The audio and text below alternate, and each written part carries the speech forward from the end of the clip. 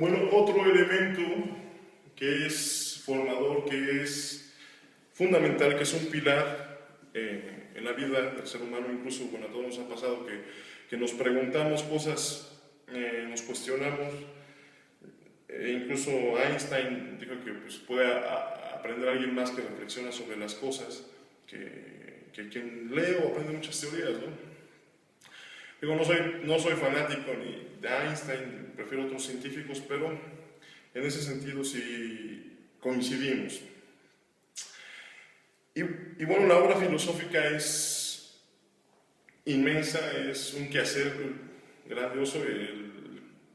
El hacer filosofía es algo fundamental, no es algo tampoco de poco valor, sino es importantísimo. Ahorita me vienen a la memoria dos escenas, una por ejemplo con los diálogos de Platón, que son obras increíbles, por ejemplo el banquete, desde la apología, que es toda una obra magistral de filosofía, como va sintetizado todos los valores, toda la historia de la época, el banquete de la República, Fedón del Alma, y en fin, también distintas cosas que han venido a través de la historia, desde San Agustín, Santo Tomás de Aquino, que muchos pensarían que son obras solamente religiosas y también tienen aspectos filosóficos muy importantes. Dicen que el primero que se llamó filósofo fue Pitágoras, quien afirmaba que no era un sofista, un sabio, sino era un filósofo, un amante de la sabiduría. Y es muy distinto esto. Es decir, hay quien se dice sabio y por eso Sócrates estaba contra los sofistas, porque eran aquellos que se decían sabios, y sin embargo no lo eran. No es tanto que no alguien pueda llegar a ser sabio, sino que se coloque en ese estatus y no lo tenga, que abunda mucho más de lo debido. Igual, por ejemplo, en música alguien se considera un virtuoso, ¿no? Y a lo mejor no se sabe ni una pieza de ese instrumento o una obra vocal que le corresponde a su tesitura. Entonces, por ejemplo, desde Pitágoras, que fue un gran iniciado, un gran matemático que aportó en todas las ramas de conocimiento, en música, incluso. Y cuando se investigan las vidas de esos grandes filósofos, incluso en libros escolares como el de Baldor, de Aurelio Baldor, de aritmética, de geometría, de trigonometría, todos esos, vienen pequeñas reseñas de los autores. Y muchas veces dicen, bueno, pero su principal dedicación fue al esoterismo, o cosas ocultas, o la magia, o cosas así, ¿no? O a la filosofía. Tenemos filósofos como Descartes, que también han tenido una influencia importante más allá del cogito ergo sum, el pienso luego existo.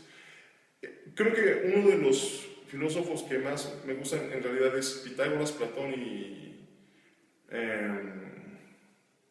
Kant también. Con Kant es muy interesante, con Schopenhauer también, pero sin embargo, por ejemplo, Marx, cuando enarbola su literatura, pues ataca mucho más a Kant, porque es uno de los, digamos, pilares fuertes de la filosofía.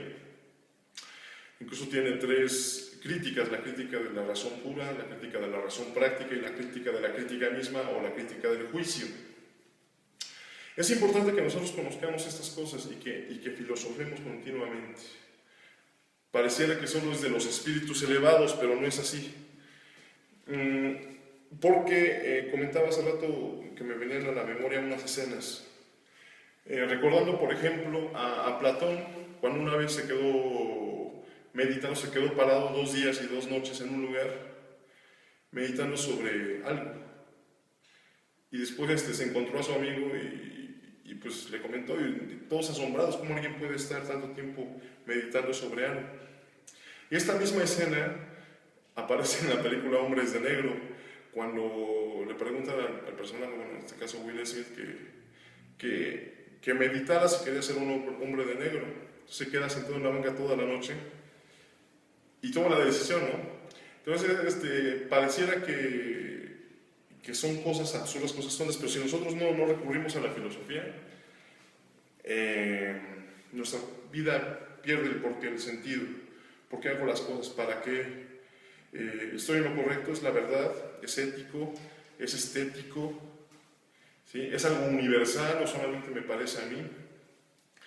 La filosofía siempre pregunta, por eso le llaman la madre de todas las ciencias. Preguntarnos, ¿no? Incluso por qué no, nuestra forma de vestir, por qué el cabello corto y rasurados, por qué el estilo inglés, cuando a lo mejor no va con nuestra forma de ser. Entonces analizaremos, no muy profundo, sino a grosso modo, algunas de las aportaciones de esos filósofos que muchas veces nos inculcan falsamente que es aburrido, que no sirve, que ya deja de filosofar, estás perdiendo el tiempo. Y sin embargo les aseguro que si nosotros no pensamos, no meditamos, un día realmente voy al rumbo correcto, es lo que quiero, es lo que necesito, ¿sí? Si no vamos a la causa causórum de las cosas, nuestra vida pierde sentido, se vuelve mecánica, ¿no? Entonces, los filósofos son los que realmente generan el conocimiento, los que se preguntan el por qué no nada más hacen y hacen y hacen, hacen como maquinitas, sino también preguntarnos por qué, para qué, a dónde vamos, cuál es el origen de las cosas, cuál es mi origen, por qué estoy aquí, para qué estoy aquí.